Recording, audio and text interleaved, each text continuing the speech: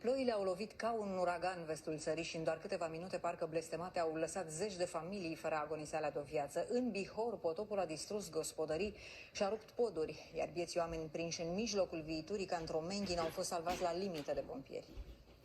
Viitura a lovit cu o putere de neimaginat. Șuvoaiele au rupt drumurile și au intrat în casele oamenilor. Prinși ca într-o capcană, bunicii care n-au putut să se salveze au fost scoși pe brațe din mijlocul apelor. Imaginile surprinse de pompieri sunt dramatice.